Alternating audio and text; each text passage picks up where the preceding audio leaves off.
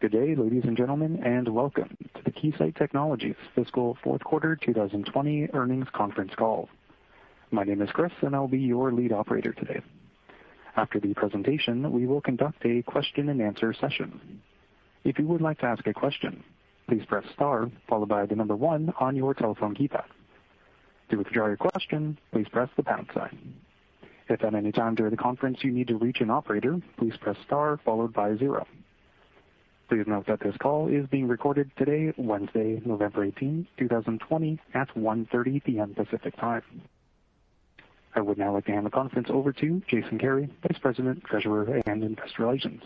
Please go ahead, Mr. Carey. Thank you, and welcome everyone to Keysight's fourth quarter earnings conference call for fiscal year 2020. Joining me are Ron Nersesian, Keysight's Chairman, President, and CEO, and Neil Dougherty, our CFO. Joining us in the Q&A session will be Satish Dhanasekaran, who was recently appointed our Chief Operating Officer, and Mark Wallace, Senior Vice President of Worldwide Sales.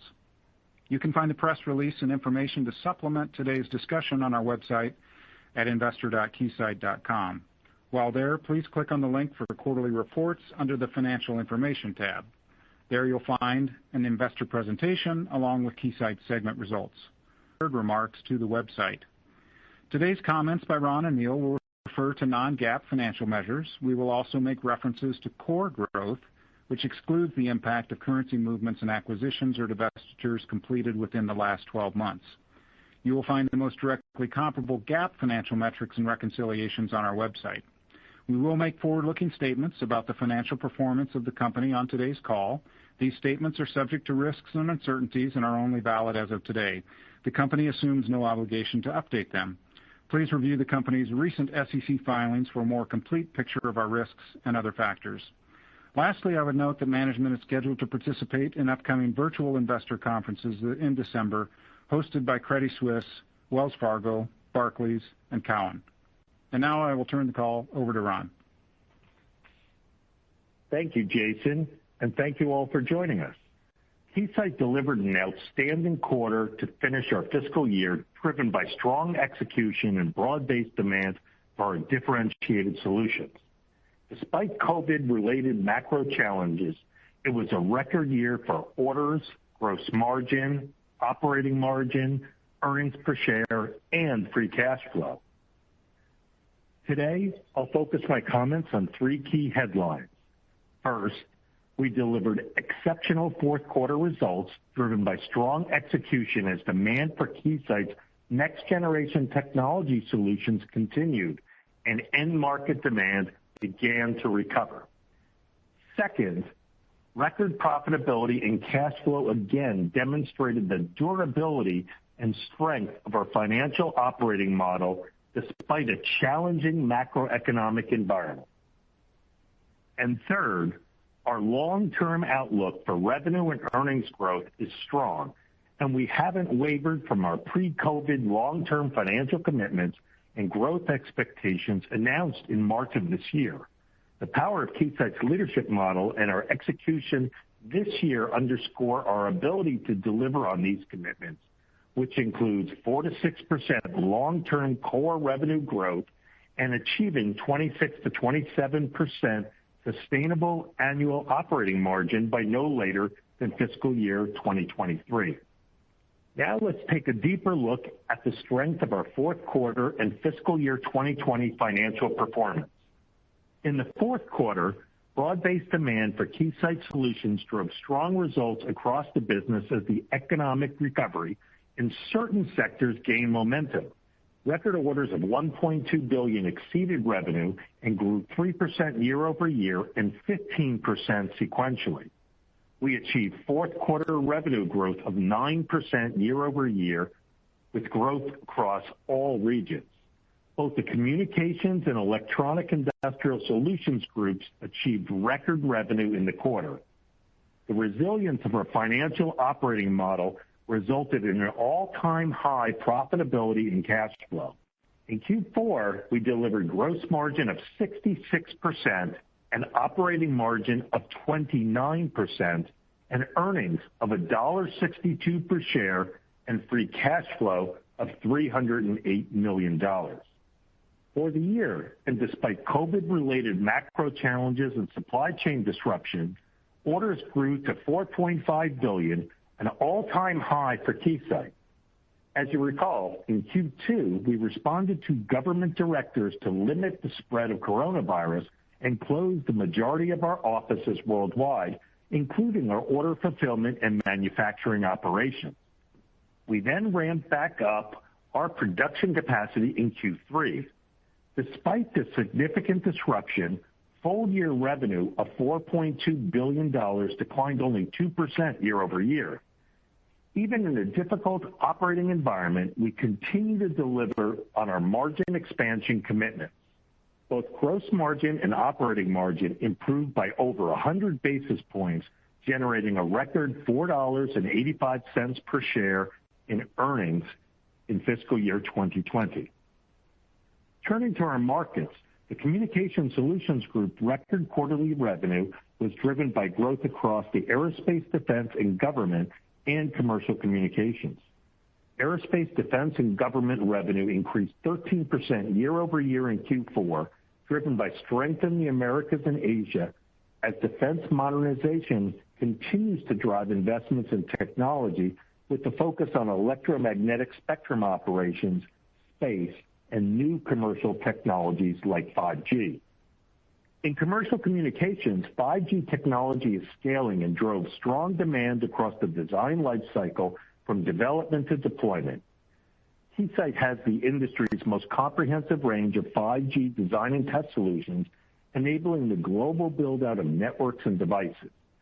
5G has been a strong growth driver for us for over the past 3 years, and we continue to see new use cases and ongoing innovation as the ecosystem scales and adapts to a new technology.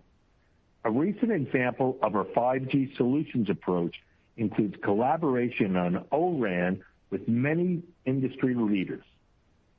Investment continues across the commercial communications market, spanning wireless and wired technologies in data centers and also in the cloud. This quarter, we announced a new high-performance PXIe modular 5G base station solution.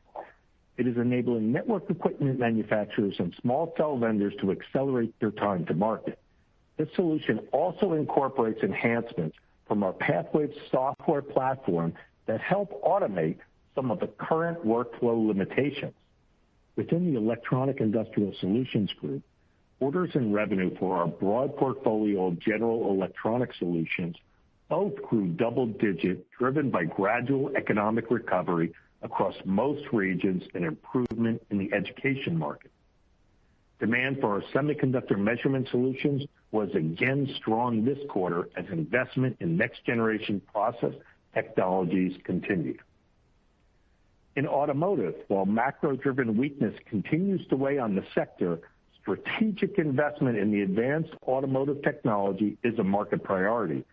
We saw improvement from last quarter as orders grew double digits sequentially across all regions.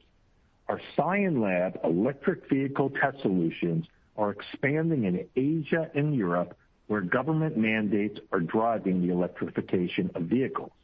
We continue to add to our solutions portfolio, addressing challenges in the development of advanced driver assistance systems, or ADAS, and ensuring compliance to important standards.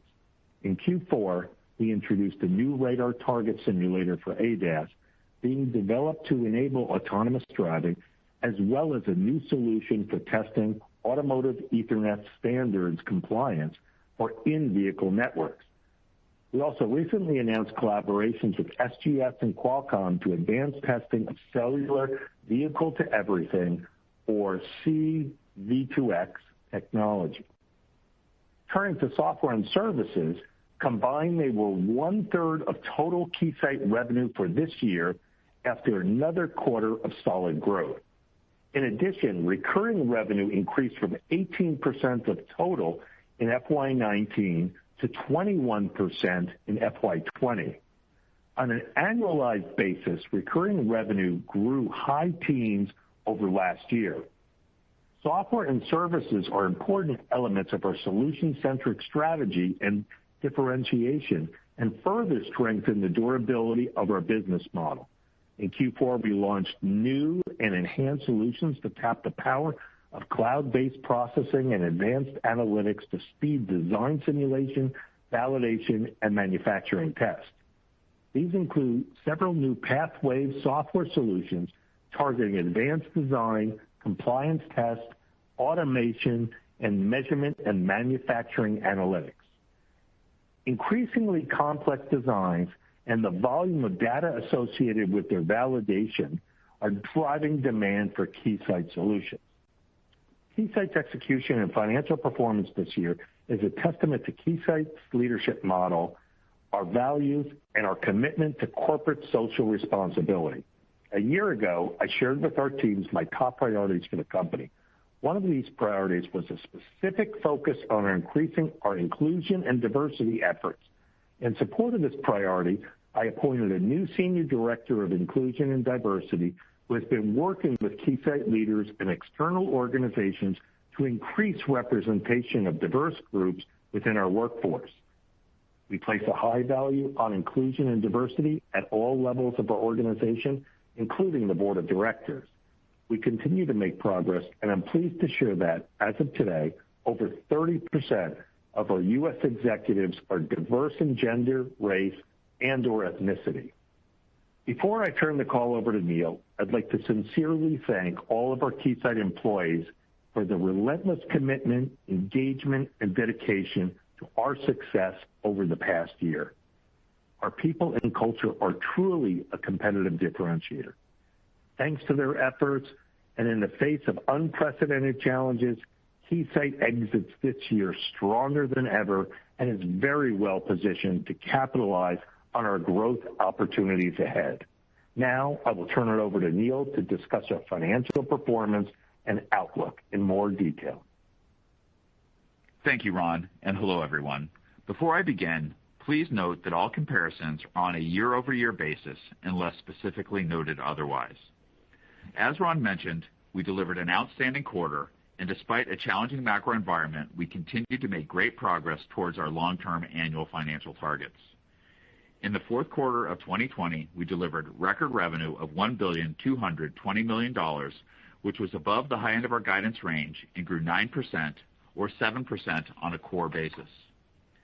Q4 revenue growth was driven by continued demand in areas such as 5G, semiconductor measurement, and aerospace defense, where we have leading positions and differentiated solutions.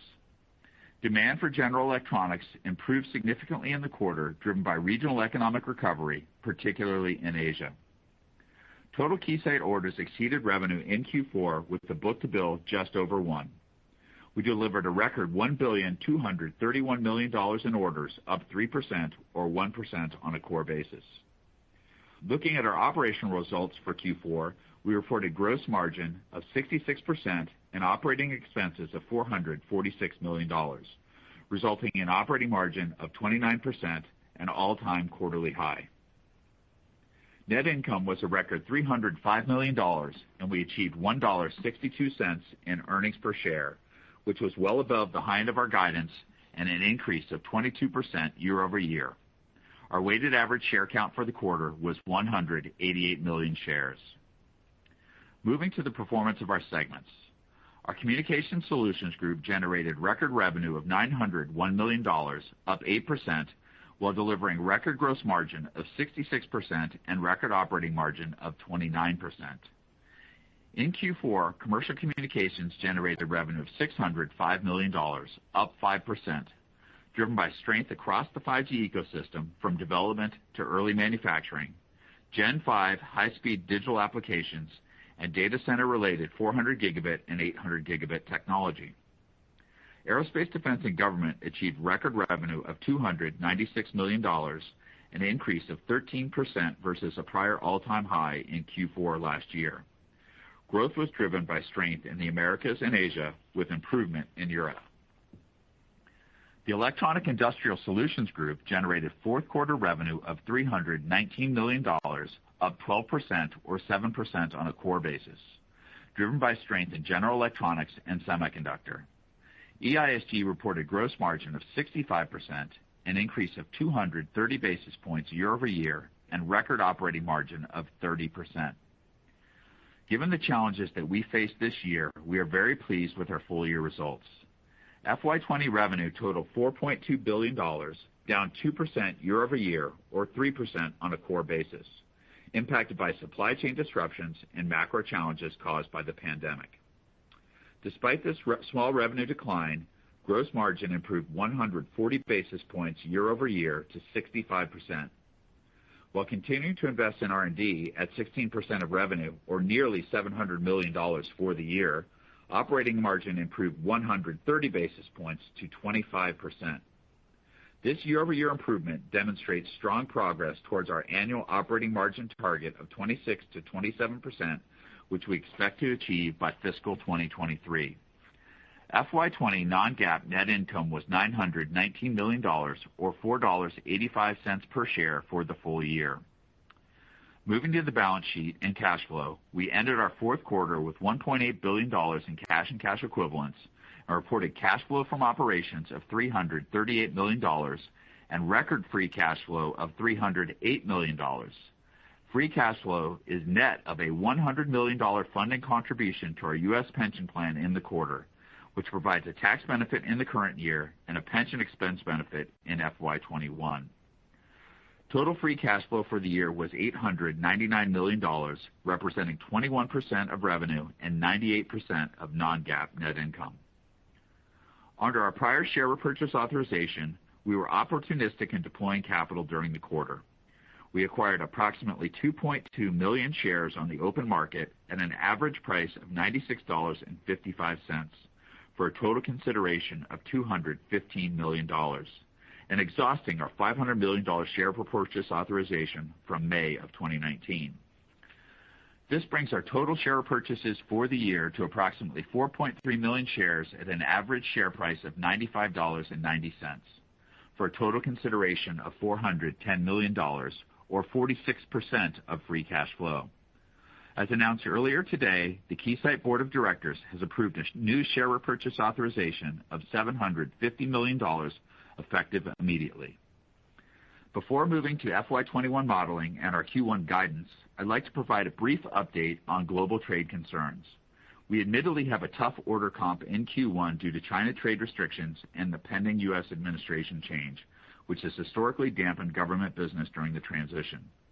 Despite these headwinds, we have started to see gradual improvements in many of our markets and are entering the year in a strong backlog position, giving us confidence in our ability to navigate these near-term perturbations. Looking to FY21, we expect quarterly revenue seasonality to be more muted than in the past due to ongoing COVID-19 and macro-related uncertainty. Just as we flexed expenses down this year, flexible spending and variable compensation is expected to increase in FY21 to more normal levels, with Q2 expenses seasonally higher than all other quarters. In addition, FY21 pension expenses, reflected in the other expense line, are expected to increase by $5 million per quarter. Interest expense is expected to be approximately $78 million, and capital spending is expected to be in the range of $170 to $180 million as we begin a 2-year project to increase the resiliency of our supply chain. Regarding our tax rate, we are modeling a 12% non-GAAP effective tax rate for FY21. Now turning to our outlook and guidance. We expect first quarter 2021 revenue to be in the range of $1,140 million to $1,160 million, and Q1 earnings per share to be in the range of $1.32 to $1.38, based on a weighted diluted share count of approximately 188 million shares. In closing, our solid outlook for revenue and earnings growth, coupled with the durability of our business model, give us confidence in our ability to deliver on the long-term financial commitments that we outlined in March, prior to COVID. Despite the challenges of this past year, we continue to make good progress towards our long-term targets of 4 to 6% core revenue growth and the annual operating margin of 26 to 27%. With that, I will now turn it back to Jason for the Q&A. Thank you, Neil. Chris, will you please give the instructions for the Q&A? Ladies and gentlemen, if you would like to ask a question, please press star followed by the number 1 on your telephone keypad. We ask that you please limit yourself to one question. To withdraw your question, please press the pound sign. Please hold while we compile the Q&A roster. Our first question is from Mehdi Hosseini with Susquehanna. Your line is open. Yes, thanks for taking my question. I want to go back to your booking and better understand, specific to commercial communication. How should I think about orders for 5G, specifically millimeter wave, and how does the networking, like a fiber for 800 gig, compare to millimeter wave related orders? And I have a follow-up. Yeah, thanks, Mehdi. This is Satish. I'll take it. Our commercial communications group had a record revenue this quarter and a second consecutive quarter of sequential improvement. And a large part of the results were driven by strengths in both the wireless and wireline ecosystems. Specifically, from a trend perspective, 5G and 400 gig were big drivers of growth for us. And I would say in 5G, while we observe three things, right? The commercialization is ramping. A large part of that is low frequency or mid-band frequency networks. The standardization and the technology continues to progress. And the big theme is the ecosystem is expanding. So these are sort of three big trends that are enabling both wireless and wireline technologies to be strong for us. As far as the millimeter wave is concerned, we have long viewed and we continue to view the millimeter wave opportunity as very favorable for us because of the upgrade potential it represents and our traditional strengths in millimeter wave technologies play out. And even this quarter specifically, we continue to see a steady ramp in customer interest as they retool their engineering flow to adopt to the millimeter wave technology. On the wireline side, we captured pretty strong ramps that occurred for 400 gig in Asia throughout the year, and we are starting to see increased activity in R&D to our 400 gig and 800 gig Ethernet this quarter. Okay, just a quick follow-up. And as we look into FY21, 5G goes into production. How should I think about the software content? And this question actually ties into the last question. As we go into production, should we expect continued strength in R&D, specifically R&D that is software heavy? And in that context, would the gross margin hold up, or as we go into production 5G, should we expect some gross margin headwind? Thank you.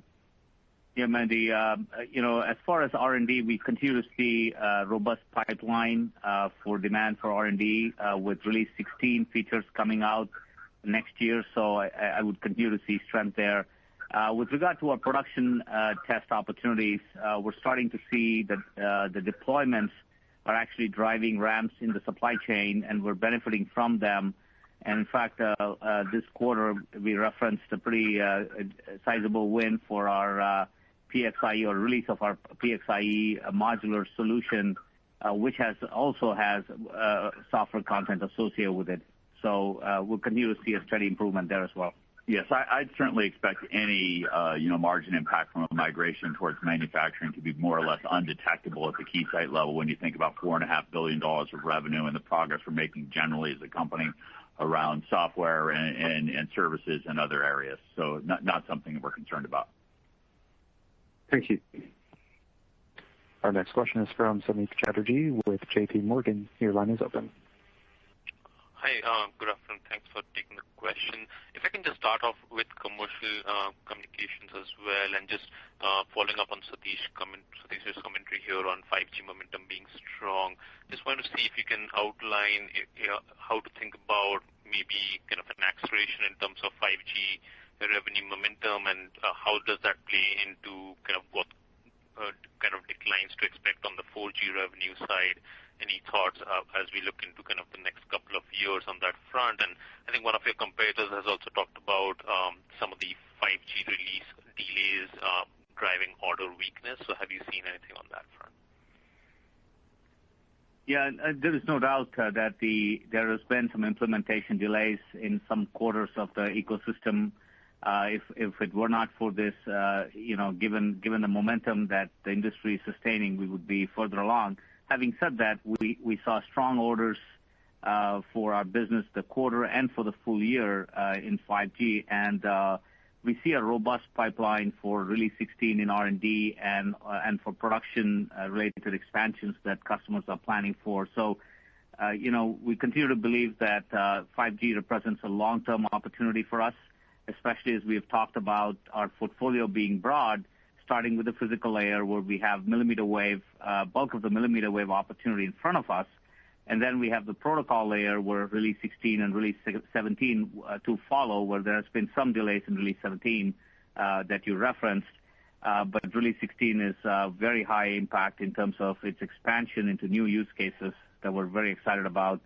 And lastly, I would say that we saw strong growth in the application layer opportunity, where we've expanded our 5G strength even beyond commercial comms into aerospace and defense with security applications, into our general electronics business to multiple industries, and into automotive with CV2X. So you piece that all together, we continue to believe that this is still very early innings in 5G as we stated at Investor Day. Okay. Satish, if I can just follow up, what are you seeing in terms of activity on the 4G side? Are we at a point where some of these revenue declines moderate on the 4G side? Yeah, I think we've obviously the year over year. If you looked at last year, we saw some expansions in traditional smartphone driving up the legacy of 4G business, and so comparatively things declined sharper this year, given that customers prioritize 5G. But again, I would go back to saying we have a very broad breadth of tools for the labs that we offer, and in many cases, customers delayed that spend, and we expect that to stabilize and ramp back up as customers return and recover from COVID. Okay. Thank you. Thank you for taking my questions. Our next question is from Tim Long with Barclays. Your line is open. Thank you. Just if I could just follow up with one on the 5G side and ask on optical. Just talk a little bit about kind of the pricing and competitive environment as some of the competitors try to play a little catch up there. Any changes of note? And then secondly, you mentioned some strength in the data center. 400 gig, 800 gig. Could you expand on that a little bit? Where do you think we are in that cycle? And if you could also talk into the service provider opportunities as they transition to 600 and 800 gig as well. Thank you. Yeah, thanks. I think our differentiation strength, I would say, continues to be strong. You look at the standards-based test cases that we offer, and you can see that we're leading and we're staying on the cutting edge, and that's what our customers appreciate. So on the edges, we don't see any material change to our competitive position with regard to these advanced technologies, and we've continued to invest this year in R&D to keep our differentiation strong. So that's the point I'll make. With regard to how this is all playing out, you might say, if you just think of the smartphone use case, there's about 7,200 band combinations in 5G that have been defined, and to date, only 1,500 of them are being tested. So the latest devices that we have account for 1,500. So you start to see that there is considerable runway just in the smartphone use case, and with Release 16 that is in front of us, there is new expansion opportunities for industrial applications and automotive applications that creates a healthy pipeline for us. With regard to the wireline, the first phase of the 400 gig deployments have largely been in what I would consider east-west traffic that flows in a data center, and with more to come as operators start to deploy this technology when the price on the transceivers start to become more affordable. So that's the second wave we expect, but there is continued evolutions of 400 gig and 800 gig that have started, which feeds into our R&D strength. Thank you. Our next question is from John Pitzer with Credit Suisse. Your line is open. Yeah, good afternoon, guys. Congratulations on the solid results. A couple questions. Just when we think about the year-over-year compares on both revenue and orders to the fiscal first quarter guidance, can you just remind us how much of a headwind Huawei should represent fiscal first quarter to fiscal first quarter? And sticking on the China topic, I'm just kind of curious, when you think about the 5G strength, how important has China been over the last several quarters? More importantly, as you look into the first half of the year, what are you expecting from China? I guess the underlying question is, do you feel as though China will continue to deploy 5G at a relatively healthy clip despite the Huawei ban? Or do you think there's some potential for digestion there before re-acceleration?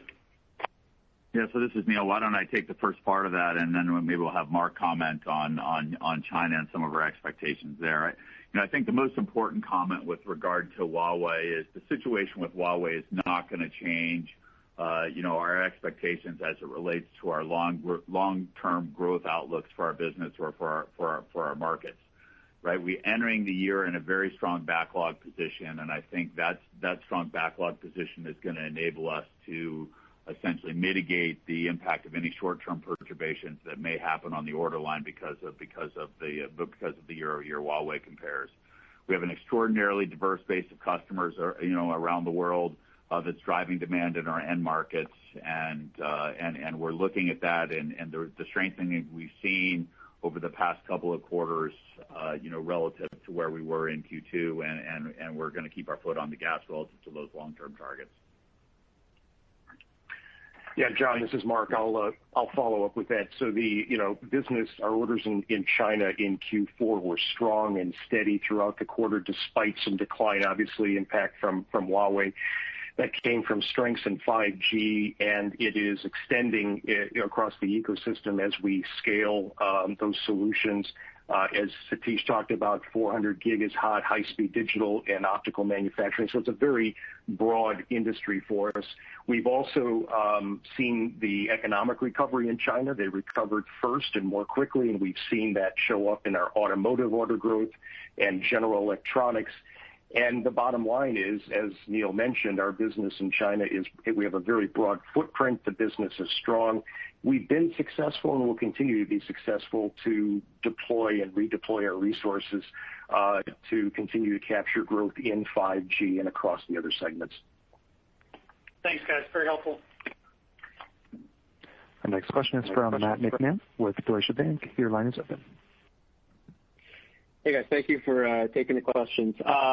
One on margins. So you're exiting the year a lot closer, and I think actually exceeding your sort of longer term target. And so maybe Neil, if you can help us think through why, with a seemingly improving, you've got a big backlog, revenue trajectory should improve, the anticipation of margins maybe reverting back lower. How we should sort of think about the different puts and takes.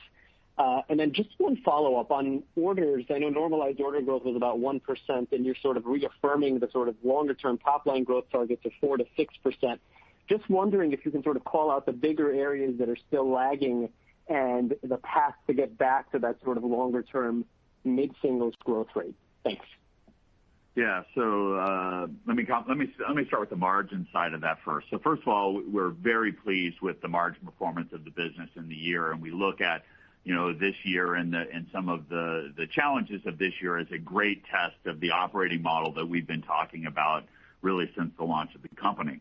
That being said, our operating margin targets, our margin targets in general, they're annual targets, not quarterly targets. We hit 25% this year, and we've talked about getting to 26 or 27% operating margin is the target that we outlined at our Analyst Day, and we're still working towards that objective. I think we're highly confident in our ability to achieve that.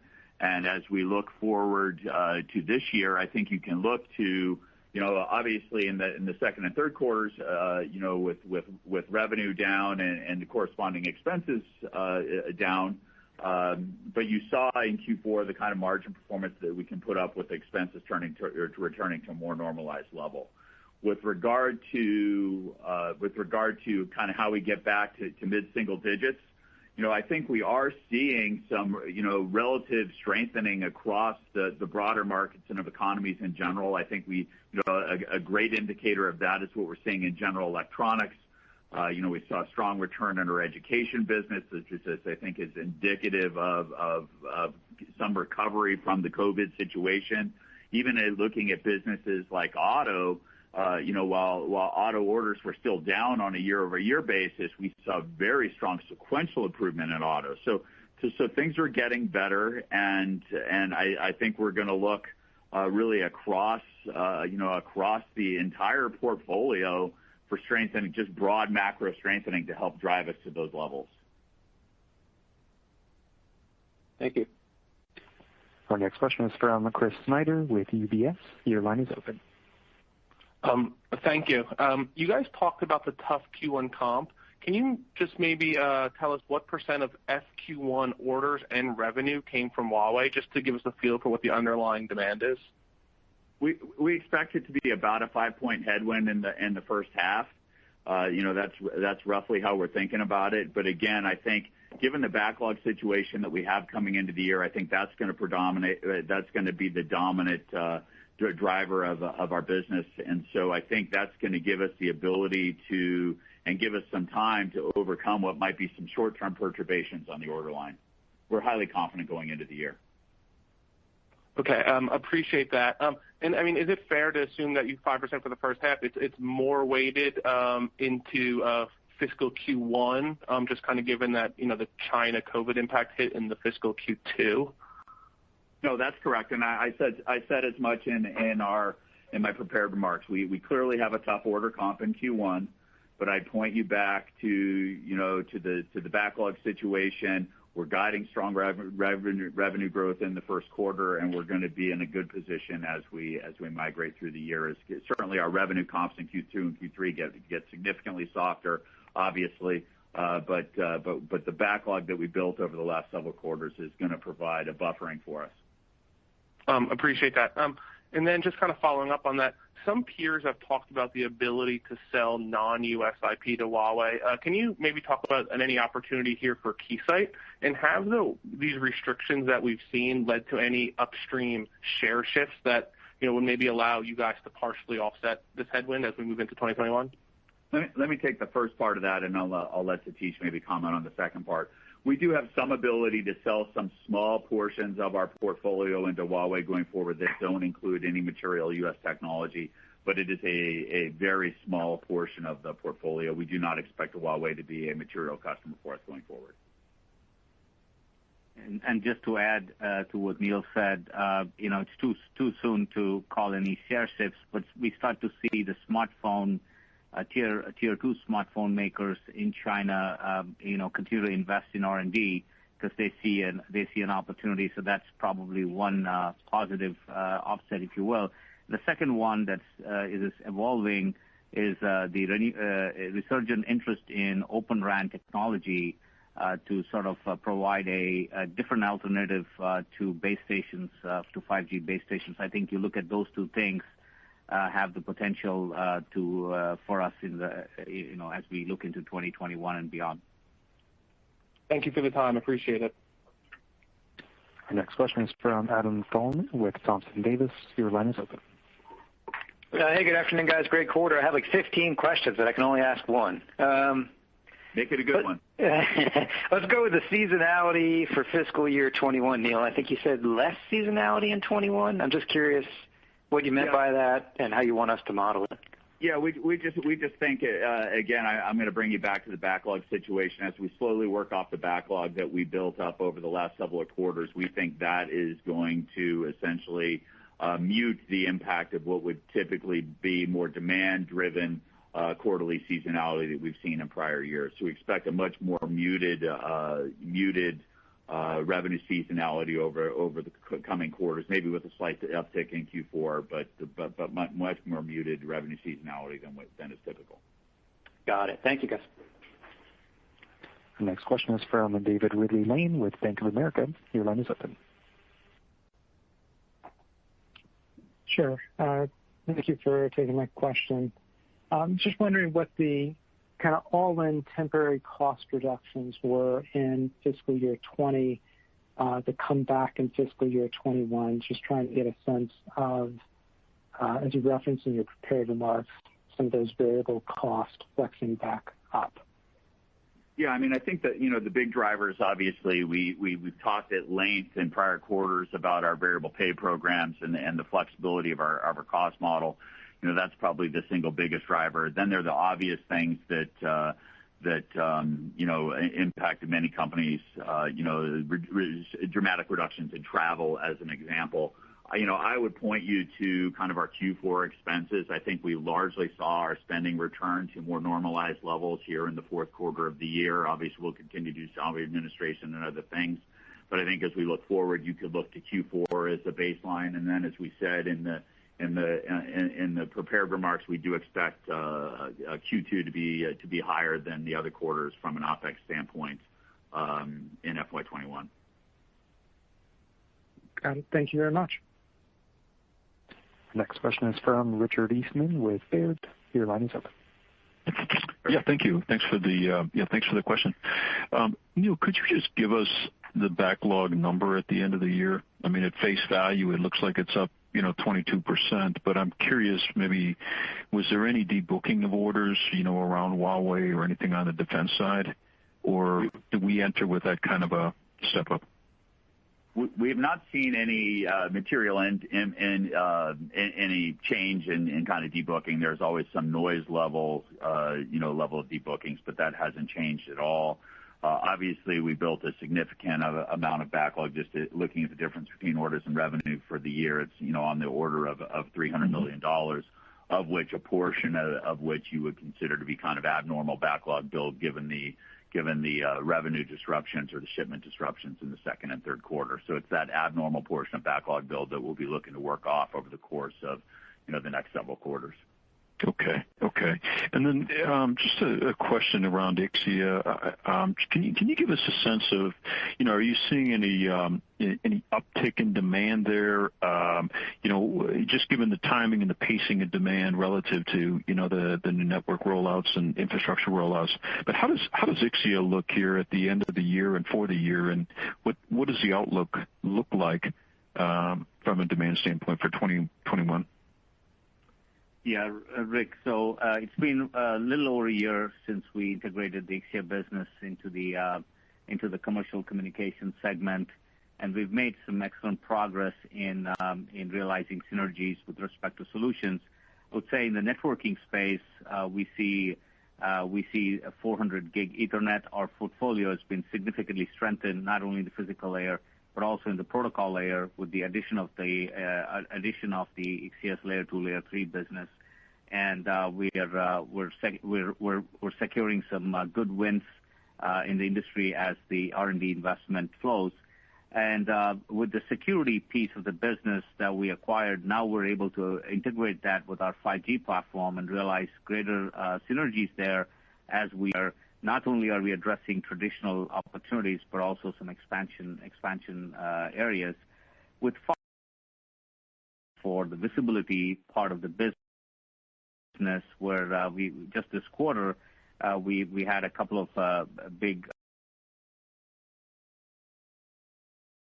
opportunities that we closed on with operators looking for enhanced application layer visibility there. So.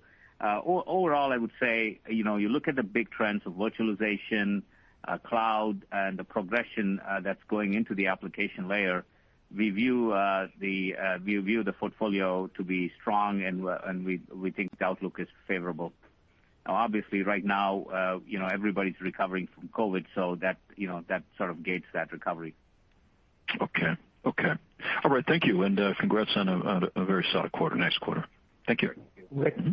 Rick, this is Ron. Just one other comment. We talked about the backlog build in FY20.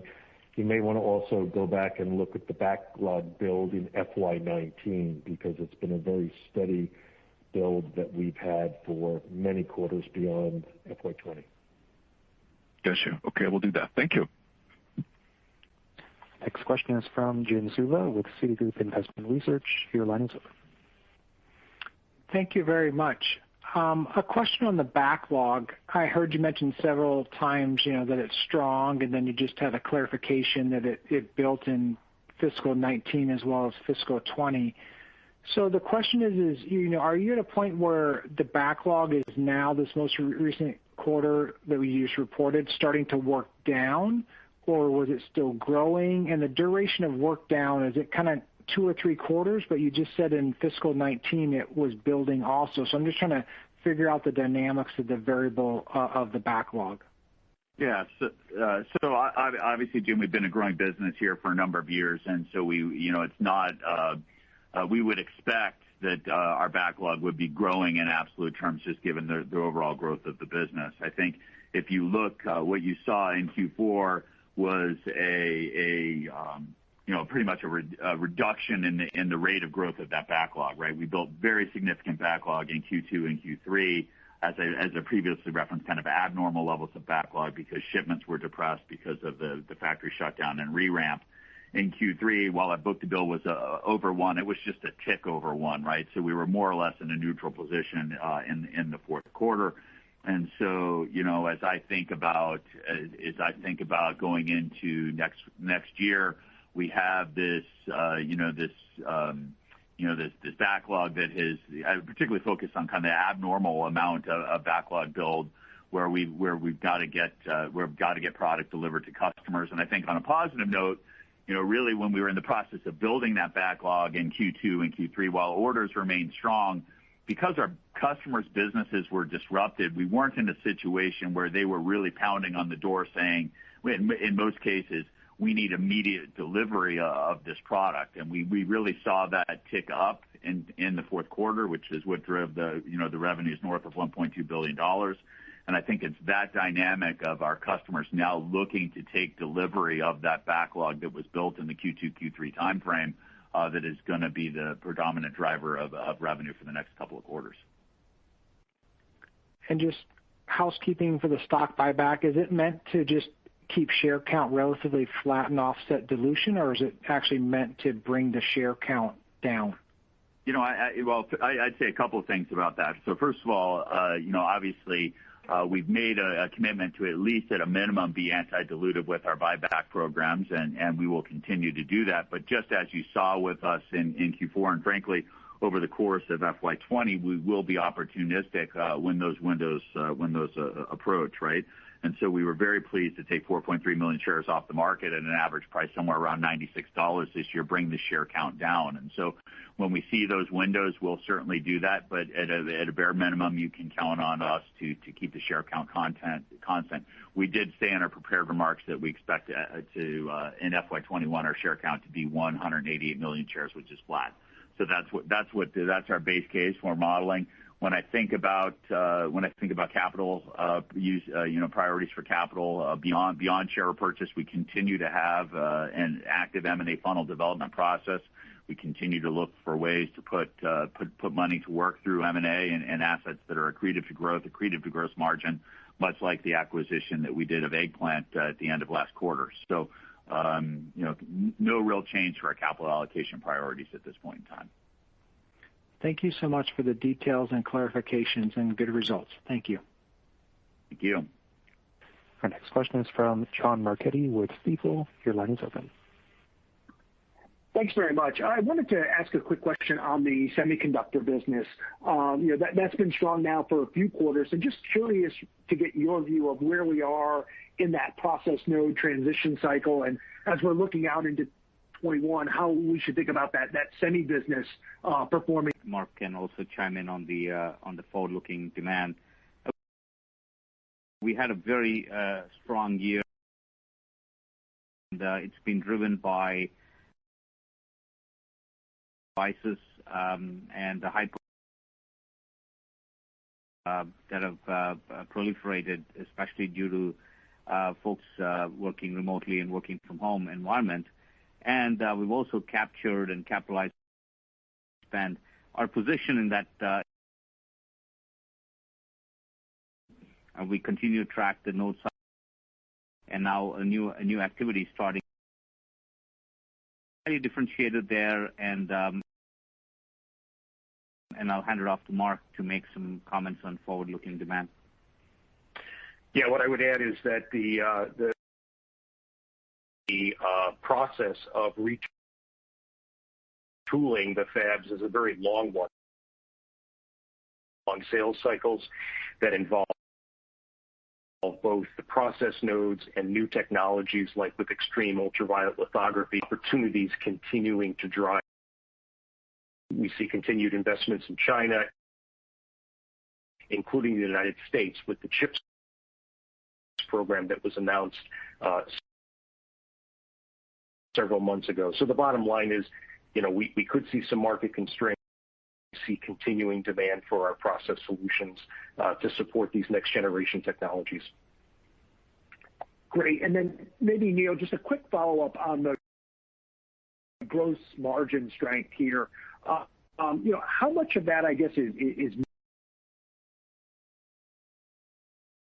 mix related? Is it a function of that continuing growth in the recurring software piece of the business? As we look out into next year, I guess, what's the right sort of level setting for that, given some of the strength we've seen, even with some of the challenges that you had through this fiscal year?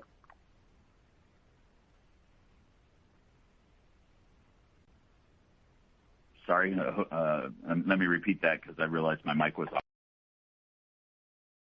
And really, there's a lot that goes into that. Right? During this year, our software grew the broader company, and so we continue to see nice growth in software, and we continue to make great of the way our customers buy software, time-based purchasing. So we actually saw our annualized recurring revenue grow in the high teens, FY20, so that's helpful. We're making about this last quarter in our services, low average gross margin business for us. Services business now north of 20%. That improvement has come on the gross margin line. Migration towards selling complete solutions. As we migrate to those complete solutions, and we can monetize that differentiation.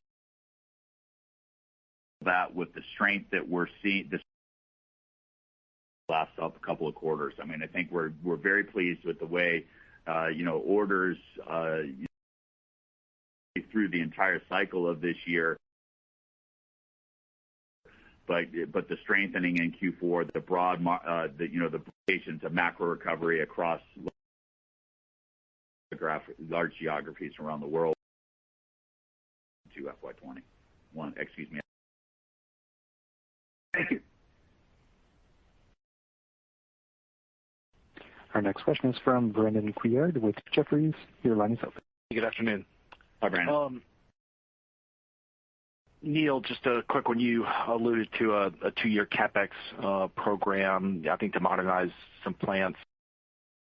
Or cost-oriented, and should we expect a similar kind of 170 to 180? Yeah, it's a visioning. Obviously, we're still a year away from a CapEx perspective, and we would call it just kind of resiliency upgrades we need to do, and other some alternative sourcing sites for some purposes. Those sure that are. All right, thanks. Question is from Mark Delaney with Goldman. Mark. Yeah, good afternoon. Thanks for taking the question. The company mentioned COVID-19 as one of the factors behind the muted seasonality this coming year. Can you elaborate a bit more on that? Or now that we've unfortunately seen some increasing cases in many countries, are you seeing any customers or some push-outs in schedules that have been occurring, or are you more raising this as a potential risk we should be mindful about? I think it's just broad uncertainty of what's going to happen, and it's the question about seasonality is typically we see plus or minus a couple of points as we move from quarter to quarter. You can go look at the history and see what that is. And we're saying two things. One, you've got this, kind of broad overarching uncertainty around COVID, and then we've got this backlog burn that's going to be happening, and we think those are going to kind of more or less drown out the typical seasonality that we would see in a current year. So we're expecting a much more steady revenue flow over the course of the next several quarters. That's helpful. And just a follow-up question on the geopolitical issues that Keysight's been dealing with in the China market. And we discussed Huawei already on this call, but can you talk about any other customers where perhaps you've been doing business with, and there's been some increase in sanctions even beyond Huawei? I know that they've created some potential risk for tech companies. And is there any business you may be doing separate from Huawei that you think could potentially come under additional restrictions that we need to be thinking about, or maybe already has? Thanks. Yeah, so I'll let Mark comment on that as well. I mean, I think we're a couple of years now into this, kind of ongoing, back and forth around trade restrictions. And I will tell you that we've weathered it very well. Our business in China continues to do very well. And so whether you're talking about the initial tariffs or companies added to the restricted party list, or the situations with ZTE and Huawei, we've been through a lot of these things, and our China business continues to grow. We have a very broad portfolio. We have a very broad customer set. The types of things that Keysight does as a company is very well aligned with what's happening in China. And so, I just think that, and Mark mentioned it, we've been very good at redirecting our own internal sales and other resources to where the market opportunities are. Mark, I don't know if you have anything that you want to add to that. Yeah. So, Mark, I would just reiterate that we've already pivoted with the most recent regulations. And as a matter of fact, there were earlier ones back in June that was tied to the military end use customers in China and Russia and Venezuela that we also endured, and we made some changes associated with that. So, we're closely monitoring this thing. We'll continue to be 100% compliant as we always are. And we have built a core capability to pivot quickly and go after the additional business that's available to us. And as Neil just pointed out, for many, many quarters, we've been very successful in doing so. Thank you. Thank you. That concludes our question and answer session for today. So now let's turn the conference back over to Jason Kary for any closing remarks. Hi, Chris. Thanks for that. And I'd like to just turn it to Ron for some closing comments. Thank you, everyone, for joining us. We are very, very pleased with the results we delivered despite COVID and despite the trade environment, delivering record orders, record revenue, record gross margin, record operating margin, and record free cash flow. We really believe and see that we have a very strong market position with very differentiated solutions across the ecosystem. And our solutions incorporate world-class hardware, very good and strong software analysis capability, as well as services. Our software content continues to increase. Our services business is growing, and both of them together are giving us an even stronger business model with more recurring revenue. But our business model is strong. It was tested during the COVID period of time, and you could see the type of results that we can deliver. And last but not least, I really believe we have the best employees in the world that work very hard to bring our customers the best solutions in the world and support them as they try to innovate across their end markets. And we are committed to create value, as we've done in our first 6 years, for our shareholders, and I really believe the best is yet to come. Thank you very much, and have a great day. This concludes our conference call, and you may now disconnect.